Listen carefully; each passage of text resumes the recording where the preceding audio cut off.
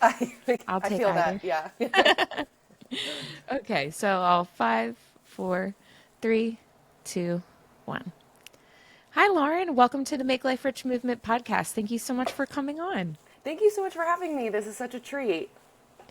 Guys, we have a very big treat for ourselves in store today. We are speaking with Lauryn Bodden. She is the founder of what is about to be your new favorite snack.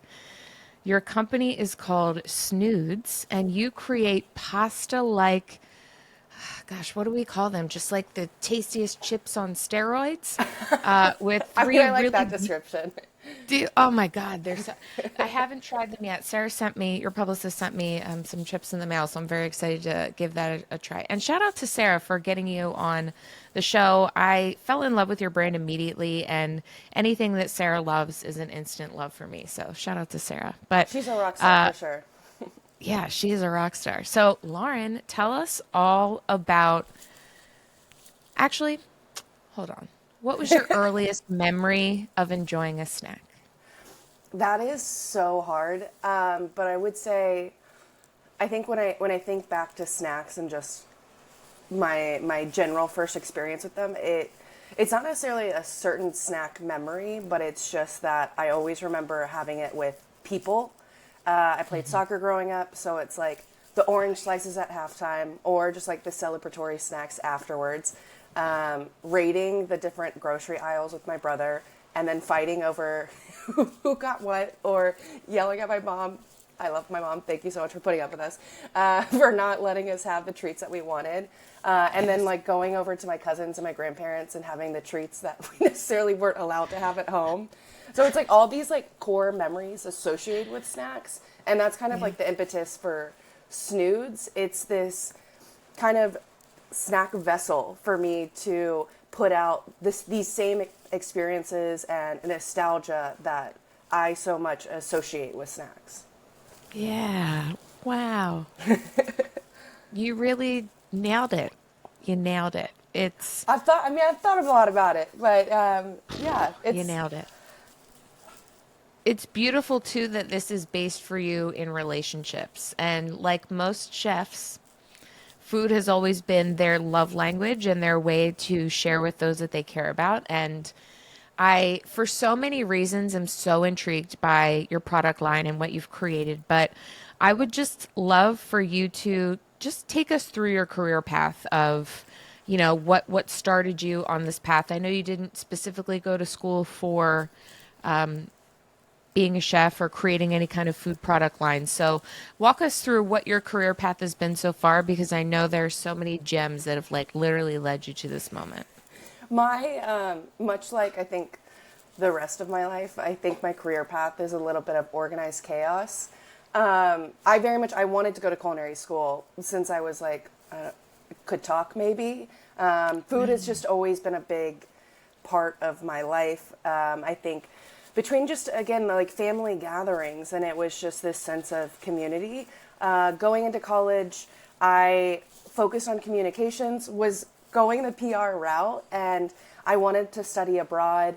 And what led me there was a research grant that was studying the food systems in London and the food systems here. And that kind of led me to write for a number of publications. I moved to New York shortly after college because everyone was like, if you want to work in food, you have to be in New York. And I worked for NPR. And while I was working in PR, I was just like, something is missing. And I literally saw a TV commercial for the Institute of Culinary Education. And I was just like, well, I mean, why not? Why not now? And so I worked full time and I went to school on the weekends. I don't know how I did that. Maybe my time management skills are so much better because of that. But from there, I worked in restaurants. I did savory and pastry. I worked for Gail Simmons, who's a judge on Top Chef. I worked for a meal kit. That was really, I think, vital for me seeing how consumers really interact with their food, how they interpret food, be it recipes or just I think recipe titles in general and different flavors, and also the procurement side of things, which really feeds into where I'm at now. And then I worked in media as a food editor, and I found myself on this Netflix show called Snack versus Chef, where I one with this snack idea that I'm currently pursuing called Snoods. So it's a long-winded response, but yes, it all came back no, full circle. it's perfect. It's truly perfect. And I, for one, am such a sucker for packaging. And I absolutely love the way in which you quietly, like, just rioted the entire snack aisle with your branding. Like, girl, you kicked them all in the face a little bit. And it's like, bam, in your face. Like, there's no denying that this is a new like addition to the aisle. And I kind of also really deeply enjoy just the care that went into creating the packaging. The sizing of the packaging is really appropriate. I think now with like everyone becoming very fully aware of shrinkflation and how you open that bag of chips and it's literally the bottom 3/4 of the bag and you're like, what the like I get it, but like what the fuck? Come on, man. Like, and even for you to take care and consideration to like have a pretty full bag. Like you can tell that you're not only a chef, but you're a foodie yourself. You created the snack that you wanted for yourself. Like it's so cool in that regard because like we all want what the chefs want, you know. We're like, whatever you're about, we're about. Like, just come on, like share the deets. We Like, want to be you part know of the the club. know. Yeah. Yeah. And guys, you are 100% able as of this very moment to try and, you know, purchase these things and make them a regular addition to your snack cabinet. I am just blown away at the difference in your product compared to everything that's on the market. And I'll say I'm a gluten-free person, not by choice, and I also can't have soy. So that knocks out 99.9% of what's out there for me. I haven't had a chip facsimile in any sort of time frame that I can even recall what they taste like. So I may shed tears when I get to try snoods when they come in the mail. I'm so excited. It's, you know, it's been such a long journey, and I will say we haven't even been around a year, and by we, I mean, I want everyone to know it's me. I'm a solo team, much like a lot of startups out there. But yeah, the Snoods hasn't even been around for a year, and for those that don't know, Snoods are chip forward, noodle inspired. Each flavor is a different noodle shape and sauce via the seasoning. And so they're really inspired by a lot of these flavors and dishes that I not only love eating, but that I cooked in kitchens or that I've discovered in my travels as a private chef.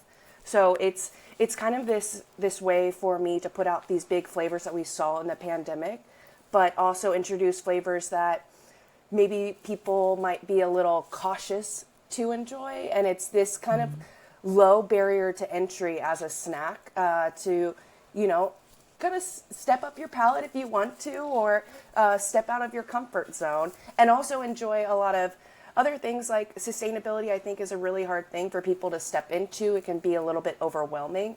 And so it's kind of a smaller part of our company right now because sustainability is very, very expensive, which is something that we all need to do better in the industry. But upcycling is a big part of it. And we're really hoping in 2025 to grow and be this larger upcycled snack that uses food that would otherwise be wasted and repurposes it into these new experiences. And so, you know, in making this, it's exciting because it is very much this first to market snack, but at the same time, I had no idea where to start and how to make it and how to bring to life this creation that, I mean, it's a crunchy chip, but at the same time, people either really, really love crunch or it's like too intense. And so finding this right balance, and the same with the packaging. I mean, I have to send you pictures of the packaging last year because it was just, I had a kind of like a sense of where I wanted to go, but it really brought the point that we're reaching now. It's kind of like bringing in all of these learnings that we've gotten over even just like the past couple months, and we are going through kind of this packaging remodel, rebrand, if you will, because we've learned that I think a lot of people actually can get a little confused as to what it is because it is this new kind of snacking experience. So it's been really kind of fun to be flexible and pivot with our consumers in mind. It's first of all, I would love for you to just go a teeny bit deeper into what upcycling is. So you are actively working towards Upcycling Foods Association status by 2025, which is awesome. I think unless they are a chef, they probably have literally no fucking idea what that means. So, one, the fact that you're only doing a certain percentage of it now is expected. You're literally wearing 57 hats plus needing to make sure this actually tastes good. So don't be too hard on yourself. I think a year from now, you'll have nothing but time to focus on recipes and all the chefy stuff Right. your heart could desire. So upcycling will be the majority, I'm sure, of what you focus on in the future. So don't be hard on yourself because a lot of people don't even know what this means, let alone are attempting to really make it a true center of their business and what they're working on. So I just had to prop you up there a little bit because this is Thank brand new you. shit you're doing here. And it may feel old hat to you, but to the industry as a whole and to consumers, no one knows what it is.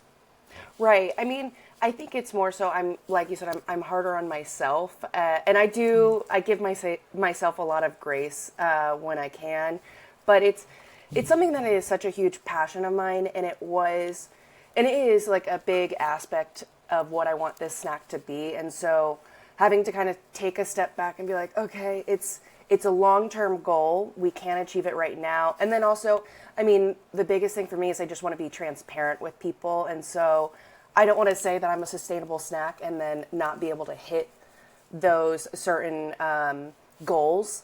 But I mean, it is very much on the radar. And like you said, 2025, it's our year. We're going to come out with some really awesome sustainable goals.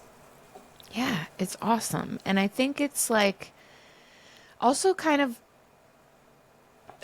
I'll say this, well, and we're going to get into Expo West, but I'll tell you from a publicist perspective, I've been going there for years. I could literally walk around that place and tell you without a shadow of the doubt who the next big players were for the next year. And now some of them have exited and have made like upwards of 700 million. So like this is the place to crack your egg and let everyone see how it pans out for yourself. Okay. You Let me backtrack. Every industry, every year has something that is a standalone that really fucking shakes shit up. And people are like, oh my God, wait, what? We're doing this now? And then the next year, there will be a separate category that is dedicated to where all the corporate giants came in and stole that ingredient or that rendering or the outcome of whatever it was supposed to be. We can take nut milks, for example. I remember when oat milk came out 4 years ago, 5 years ago now. People were so wildly confused about the concept. And oat milk was there. Their brand was cool. They stood out. They made a splash in the pool. And they literally changed the game globally for milk in a way that, like, it caused oat shortages for months at a time in the United States and some places importing for our need for oats. Okay, guys? So, like, this is the magnitude of this place for the consumer retail market for food, beverages, etc. And every year, a brand, in my opinion, is the champion of this new thought concept and what is coming for the future. Chips are boring as fuck. Everyone is so over everything that has been there. They're the staples. They're the flavors we're going to Right. call on for life. The Cooler Ranch, the sour cream and onion ruffles. You know, like there's the staples. But everyone's tried really hard to do something new, and I feel like Siete 5 years ago really hit the market in a little bit of a splash with their alternative formula for the tortillas. And then the churro chip, of course, was like, wait, what? The next year they were back at Expo West, they demoed the churro chip, which was the cinnamony sugar situation for Christmas. Yes, delightful, delightful. Delightful. While it's stalking your publicist Sarah's feed at Expo West last week, I could not help but see how you were that brand that stood out at the show for the snack category. And I think there's a culmination of things that has to happen for that person and that brand to pop off in that manner. And your entire career path was that experience that you needed to get to the place where you then had the platform of Netflix for the show to come up with, the gall to do the idea and get out on your own and then do the Kickstarter. And then here we are. You're in 50 retail stores. You just won. Forgive me. What was the award that you actually won at Expo West? So I won. Startup CPG is a community within the startup space in CPG, and they hosted an event outside of Expo West called Alley Rally. And it's this chance for a lot of brands that are small, because Expo West is a huge price tag. Huge. And so, but it's also it's a Super Bowl for CPG brands to get noticed by retailers, to find investors, to find suppliers, really anything to take them to the next level. And so Startup CPG creates this space for brands that can't afford to have a booth to then come and sample and still create those contacts. I know it's incredible. I owe a lot to Startup CPG. I love them so much. And so I was one of 13 brands to sample at this event. And I did not even know until the week of that there was a voting component to this. And we ended up winning. And from winning, we get a free booth at Expo West next year in 2025, which is just incredible. That is a huge feat for a company of my size. Yeah, I think obviously that is a huge achievement, but it was more so, I feel like I'm at this point, we've made a lot of small changes, even from our initial launch. And we're at this point where I feel so confident about the snack that we're putting out there. It's just hit every aspect that I want it to. I mean, again, as a chef, I'm really particular about, I want the crunch to be this certain way. And obviously, like, I need to pull myself out of it a bit because it's for the consumer. I'm listening to you guys, and I want to make the snack that, feeds the masses and everyone can, for the most part, enjoy. And also getting the flavors right. I would say the flavor is the bread and butter of our snack. It's really the strong differentiator for us. And so going to Expo West and getting this just nonstop positive feedback and hearing everyone's response to this new formulation and all these tweaks that we've made, it just really made it hit home and just feel exceptional at the end of it. And just, yeah, I'm riding this high into all of these things that we have going through the end of the year. It's really cool too because like everyone can have an opinion about flavor, but it's really cool to have know it all after expert after like veteran in the game, tasting your things and being like, wow, love the finish, love the way the season holds, great crisp. Like hearing the things that you as a chef would want to hear anyway, but I'll kind of have to let your little chef heart just like be unrequited because no Right. one really knows what it is that you want to hear back. So I'm sure hearing endless feedback about your product for all the things that you were hoping someone would tell you about was probably pretty cool. Is that like a rare occasion for you to have just so many people understand what it is you're going after?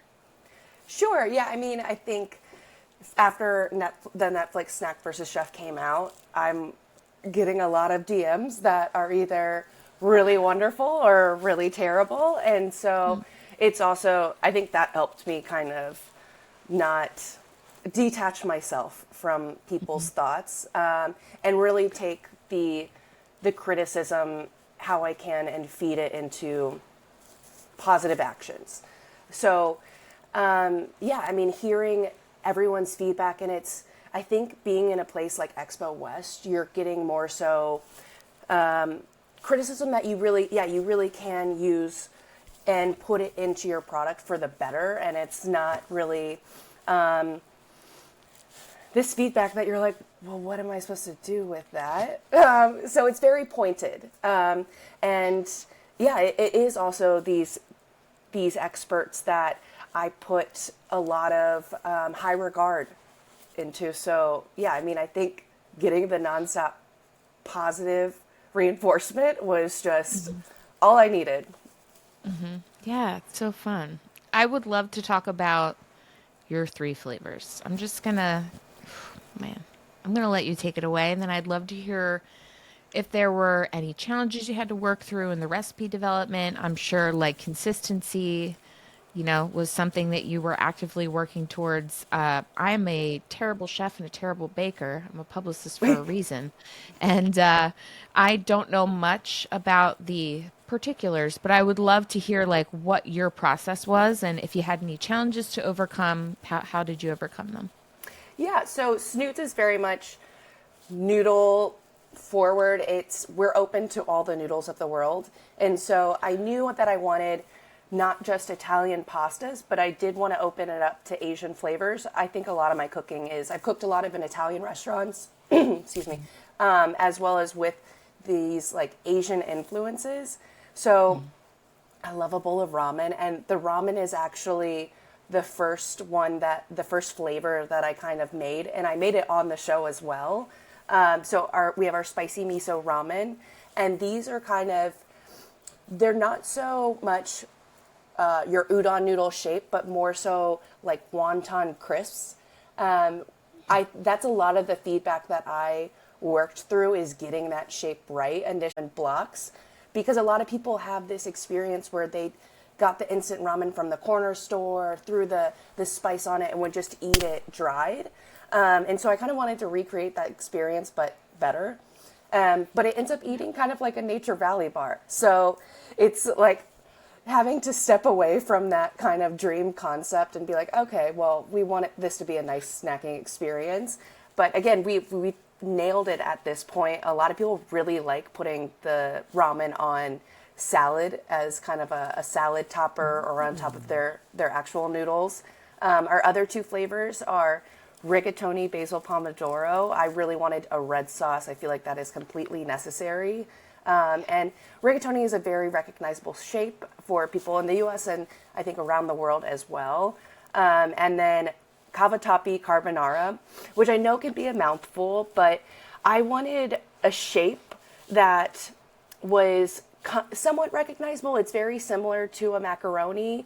It has a little bit more spiral to it, but I did want to kind of bring in these other educational pieces and introduce things that people don't always see. I want some diversity in the snack aisle. And the carbonara is our cheese flavor. One of the things that I learned kind of early on is that you do want flavors, at least initially, that people can pronounce. And so initially I was going for a cacio e pepe, but I found it was a harder flavor for people to understand a bit. And I actually don't know if that's true. I feel like most of America knows what cacio e pepe is. But so needless to say, we have our tomato flavor, a cheesy flavor, and then our ramen is kind of that spicy umami flavor bomb. Oh, man. And where was the decision to have it be gluten-free? It initially, actually, a lot of people that I talked to said, no, gluten-free is going to be way too hard. And for me, I'm personally not gluten-free. I love gluten so much. But I have a lot of friends that are either celiac or they eat gluten-free. And so, I want to share my snacks with everyone. So it was a way for me to open up that barrier for a lot of people that want to enjoy these flavors and enjoy the fun. And two, it was kind of easy because I knew the flavor profile that I wanted to go for was more potato chip. Potato chips are over a quarter of the snack industry, and so it's very much that flavor profile that people long for. I actually think that a lot of the chip aisle these days is a lot of puffs, and so taking that chip flavor, but also a bit of that crunch and incorporating these other ideas into it was a lot of what Snoods is all about. I love that. And thank you for keeping your gluten-free friends in the loop. We Always. appreciate it deeply. But again, it comes back to you for the relationships, which is through and through, you didn't even mean to say that and it still came out. So I really love everything you're about. It's so refreshing. And it's almost like the saying of like, you cook with love and you are creating with love, which for a chef is all that we can, expect. We know that it's going to be a labor of love. Did you ever see yourself making A snack line? Was this ever something that you like dreamt about or anticipated, or did it just kind of fall in your lap? You know, even filming Snack versus Chef, I would say I I never even dreamed. Well, I did not dream that one I would win. So I very much in the finale when I'm making what is the first iteration of Snoods, I would say that is all on the fly because I just did not expect to be there. Excuse me, but yeah, I just completely lost my train of thought. Can you repeat the question? I'm Did so you? sorry. No, no, you're totally good. Did you ever think you would have a Oh snack yes, line? yes. Like, was that something you wanted to I do? think I was just so astonished by the fact that I am doing that now that my mind just trailed off. So needless to say, no. I think coming from yes, I'm still shocked by it. Working for a meal kit, kind of seeing all of the quirks of just that and the procurement side of it and the money that it takes and a lot of the headaches that you experience. And then also working the food media side and talking to a lot of founders, I know how hard it is. Did I know exactly how hard? No. And I am actively finding that out now. But after the show came out and so many people resonated with what the snack is and again had this sense of nostalgia for it, it felt so necessary to move forward with it. And I feel like the show also it really let me step into myself and who I am, both professionally and personally. And so this snack is kind of, you know, me owning myself and my career. And yeah, it's not what I ever intended to do, but it feels so right. Oh, As I cheesy love as that that so is. much. No, it's not cheesy at all. Everyone I interview comes to that conclusion on the show. So it's absolutely, it seems like it was kind of just like destined to be part of your path. Which I think is also beautiful because I mean, business-wise, you were fairly set up for at least a beautiful amount of market research, and you had a very, specific niche audience watching that show and being invested in what happened afterwards to make sure that they could taste that thing. So it is kind of, as chef shows evolve over time, it is really beautiful the way in which entrepreneurs can really harness being on a show, let alone winning the show, and kind of carrying through with that into the next level of their career. And I love that that's happened for you. And I think it's very telling that you, as a child, just enjoyed snacks because you were sharing them with people that you love. And now you're creating a product that you get to share with the masses so that they can do that with their, family and relatives. And it's just like a really beautiful, like full circle cycle that I'm sure as a chef just like warms your heart up. Yeah, no, completely. I, I think I still am like working through a bit of imposter syndrome, and it's a lot of, I never thought I would be capable of doing something like this. And so, yeah, seeing it through now and still every day, I can't believe that we're this far and it's still, people love it and we're doing something right. And so it brings a lot, it brings a lot of stress and anxiety, but it also brings so much joy to see people's response to Snoods. Yeah. I think I'm trying to remember the very first time I saw your brand. And I think it was when Sarah went to New York and you were in Pop-Up Grocer. And I remember Pop-Up Grocer to me is just like ingenious. She's like very delicately carving the path of what, you know, beautiful boutique brands need to be brought to the forefront because they will very shortly be changing the gigantic conglomerate that is the snack industry. And it was really cool to, I think, get a glimpse into the direction the chip department is going. I think it's interesting that the non gluten side of snacks has really pushed the label in terms of what the final rendering is, what are the flavoring profiles, and that the chip side of things has kind of fallen a little silent and they're kind of just relying on nostalgia to kind of carry them through. Right.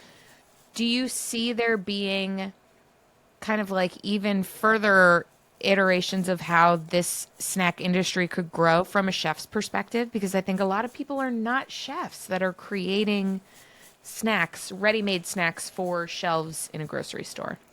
I mean, honestly, I think some of the best snacks come from people that aren't chefs. I think chefs can get stuck in their ways, or be, it's, I think chefs, and I am guilty of this, and I am actually getting much better at this, but chefs can find it hard to, again, separate yourself from this vision or this product. And it's really, you have to be so flexible, and really be able to pivot in this industry, because you really, I mean, you might have a sense, especially doing so much market research, of how people might interact or interpret your snack. And let me tell you firsthand, it will still surprise you. So I think, yeah, you're outside of chefs, that's where you'll find also a lot of different fun flavors or ideas that really lean into the grocery snack aisle that chefs don't often find themselves in, probably. Yeah. But yeah, I mean, I think that there's every year there's another kind of, I like to call them wow words. They, like, protein is really big right now, so you'll find a lot of chips that are very protein forward. Spice is also really huge. So I think people are getting a lot bolder with those more intense flavors because people are more open to them. I mean, yes, there's always room for innovation, and it's exciting to see, especially as, again, a brand that is really kind of new to the space in both our timeline, but also in terms of what we are. So yeah, I'm excited to see all these other players on the field. I think it's really interesting that we're reaching a place to where consumers are willing to kind of gamble on those different flavors and things with their money, especially in a time where, everyone's pinching like every last cent. But in a way, I think like women spend money on makeup during recessions, like mothers spend money on snacks for their children during recessions to like keep the dopamine like flowing. So it is kind of a really cool time, maybe counterintuitively to what some would think, for a snack brand to be launching, because it is one of those things that a mother is going to pick up for her child, or, a 20-year-old's going to be like, no, I need my snacks. Like, I got to have some Yeah, snacks. yeah, Like, we all need joy in our life. I can't go through my day yeah. without 17 snacks. So it seems like a really serendipitous time for you to be kind of debuting your product line to the world in a manner that they can go and get it and become obsessed with it. It feels very much like the stage is wide open for you to kind of just hang out for a while and let everyone get to know you while everybody scrambles to catch up, because you've truly thrown quite the like creative wrench into the pool here. I think people at first, I just thought, oh, that's cool. Like, do you just make the noodle and like finish it in a certain type of way? And I'm actually crunching on a noodle, or like I needed to look at it and say, oh, the ingredients. Let me just see the ingredients. Flipped it over. Like, okay, got it. This was assembled, mixed, baked to air. Do you air fry? So Oh yeah, tell it's us. Tell us all the things, because I again am a plebe. I know nothing. no, you're totally fine. It's funny that you say those things, because, I mean, I think as a snack company, you don't want someone to have to resort to going to the ingredients to really know what it is. And so we have this kind of rebrand coming, which is hilarious, because we just did our official launch this past February of 2024. But I think it also shows that we are listening and that we can pivot with our consumers. And we have gotten a lot of feedback that people think that the snack is ready to eat noodles or dried noodles that are seasoned. And let me tell you, they are, I think, texture wise, very much between a chip and a puff. It's like the optimal of like crunch and airiness, and these bigger flavors. And we are currently in these stand up pouches. And I think that kind of leads people to think that they are these ready to eat noodles, or more of like a luxury item. And I will say that was initially my thought was it would separate us from the chaos that is the chip aisle. But we are moving into our chip bags and really nailing home the idea that you can't miss what this is. We are chips first, inspired by noodles. So I'm really excited. We'll be unveiling this kind of rebrand towards the end of April with some larger retail partners. And by the end of May, we'll be in over 200 stores. We'll have both a kind of larger chip bag as well as a single serve bag. So I think we'll really be able to fit into kind of like all of these different snacking moments, sharing moments, or you can have your single serve to yourself, whatever you want to do.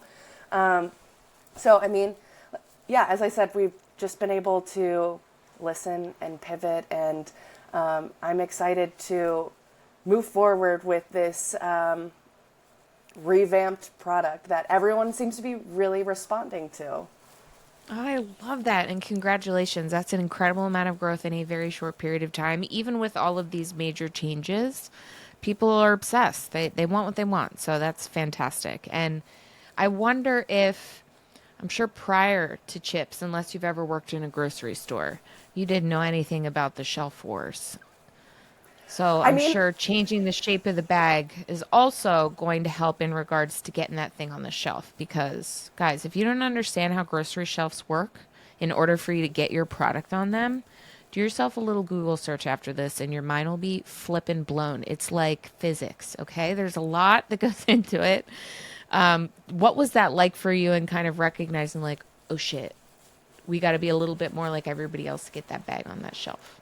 yeah, it is something that is just so. There are so many aspects of snacks that you just never think about. I mean, like I said, I worked in all of these different facets of the industry, and I am still like, what? Like, I have to like one pay for that or like think about that, and yeah, it's like 1 inch, either height wise or width wise of a bag can make such a difference for retailers, be it where they put the product or yeah, how they present it, and it even the colors of the bag. There's just all of these different things that you have to think about. You have to think about too. How does your bag look online in for e-commerce as well as in person? And one of the great things about our brand is it really, I personally believe, it really sinks into that nostalgia that affects both kids as well as adults that wish that they were still kids. A chef that I used to work with, his wife Allison, did the drawings for all of our bags. And originally for me, it was I wanted to have recipes on our site inspired by all of our flavors because I am also a recipe developer and editor, like I said. And as we were designing this bag, because the texture and how we were making it kind of was changing as we were growing, I did see a lot of bags that had the image of the product on the front because I think that does help a lot with consumers connecting what am I about to eat. And that was a goal. But the kind of workaround for me as I'm trying to figure out what is my product, but I want to go ahead and put it out there, we incorporated the drawings onto our bag as, I would say, almost like a placeholder, but it stuck so much and people are obsessed with it. And now it's kind of like each flavor has its own noodle mascot. There's some other brands kind of doing this as well, like Board Cow is a milk alternative, or Sea Monsters is a seaweed puff. And I kind of love this personification of food. I come from this marketing background, so I too am obsessed with branding. And so, yeah, I think having your food kind of come to life and be more playful, but also I guess have these like little serious moments, be it the flavor or the sustainability components. It makes it still fun, approachable, but still kind of this like educational curiosity aspect to it. And I instantly want them as stickers, those little Oh, characters. Oh, They're we have so cute. stickers. We have stickers. See, they're perfect for stickers. They're so cute. Your branding really is just very inviting. It's very welcoming. And I think it's interesting because you see there's a certain something happening in the food industry in general for ready-made food, packaged foods, where brands that are started by 30 and up, we'll say the 30 to 50 range, are just really revolutionizing the way that we not only expect to receive products, but the way that our eye looks for them on the shelf. And I think there is absolutely a bigger, realm of rules that you have to deal with for grocery stores and getting into retail locations and all of that. But I do really think in the next few years, things are going to really change for the betterment and the forward movement of packaging, brands. Like, we don't all need to do the same thing every way Right. just so it's easier for something to go on a shelf. Like, let's be real. But the convenience of the old way of doing things really does seem like it's starting to lose its little grip on the food and snack industry. And I can only hope that in the next coming years it does get a lot more adventurous, a lot healthier, giving people access to multiple kinds of flavors. As a chef, you know extremely how limited it is in the United States for the flavor profiles we have access to. It's a crime, it's a sin. But I wonder if you had like some pie in the sky flavor that you don't know would be like so popular with chefs. Chefs would be like, chef, kiss, Uh-huh. love, obsessed. But like the general market, if there was like a flavor that you could push through and force us all to eat because you know we'd be obsessed with it later, would you have one? I mean, absolutely. I, my manufacturing partner is so excited about my product, which makes me so excited that we've already, I mean, I have to almost tell them, like, we need to pump the brakes. We need to focus on what is now so that we can Yeah. survive to get to that point. But yes, we already have a million flavors of mine that we want to do between, like, think of a pad thai noodle, or a gnocchi puff. This sounds like a little bit like fruit situation. Um, this past winter, I tested out a sweet flavor. I did a holiday kugel. And for those that don't know what kugel is, it is Mm. a Jewish baked egg noodle dish. It has some cinnamon, a little bit of kind of creaminess, usually from like a cottage cheese. And so we did kind of similar like wonton chip situation with some cinnamon, sugar, a little bit of like cheese powder. Yeah, it did very well, and so I'm excited to bring that back, do the packaging for that guy. So Oh my God. my mind is already racing, and so I have to often tell myself, slow down, focus on the Yeah. now, let's just get there. You just got the girl in me that wants to eat all the chips. You just got me so hard. I think it's a funny thing when you can't have food anymore and then you just got to remember what it used to taste like. So Oh all of my the God, things that's you so just sad. said, I used to stuff my face with weekly, not like weekly. So to be able to have access to it in a form that I can consume without like wanting to die is just a luxury I never thought I'd have. So I thank you personally for It's this. it's and like you said, going back to the gluten free aspect, which we actually will be vegan, completely vegan, starting in Oh, cool. end of April, May, and it's kind of these aspects of not necessarily wanting to hit all of these check marks on the box, but more so like I like to just be invited to the party. And so we just want everyone to feel like they're invited to the party. So being gluten free, being vegan, being kosher as well was something we're working towards. Yeah, it opens up the snack party to everyone. Wow, you are the snack queen.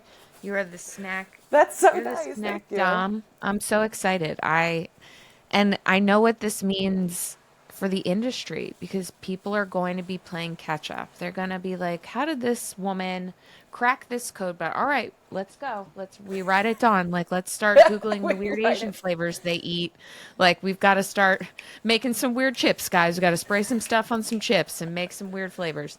Um, it is just so funny. Like, I scour the internet for food. I love food. And it's wheat's in everything. It's in everything. I Soy know, is I in know. everything.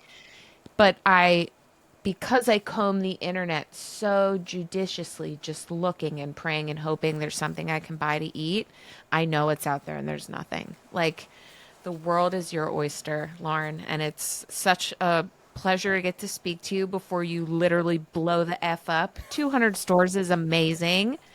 And this is just the very beginning for you. You're literally going to be within 4 months of your launch. Like, kudos to you. Your future is so bright. I'm so excited for just getting to watch a chef make what they want to make, and people are going to love it and they're going to eat it. You deserve this. Thank you. Yeah, it feels surreal. I some aspects have hit, but it's a long road ahead, and I realize that. And I too, like I welcome the competition. I'm excited for people to, step out and really make the chip aisle sing. Yeah, I love it. So I ask all of my guests one final question. Lauren, how do you make your life rich? I think I have really owned who I am in the past couple of years, and I have created really strong relationships with friends and my family, and so I think just putting my time and energy into those relationships that matter, and yeah, just surrounding myself with the best people, and throwing in some travel and food in there. That's all I need. Oh my God, you got me again. That's so beautiful. And it is the finest things in life. It truly, you can't ask for more. Good food, good friends, good trips. I love it. Absolutely. You will have all of that and more. It has been a pleasure. Thank you so much. Thank you for sending me snoods. I can't wait to give them a try. And I'm probably going to cry ugly tears when I see your packaging on my grocery shelf. So I can't wait for that moment. I know it's right around the corner. Thank you so much, Lauren. Thank you. This was such a pleasure. Oh, thank you.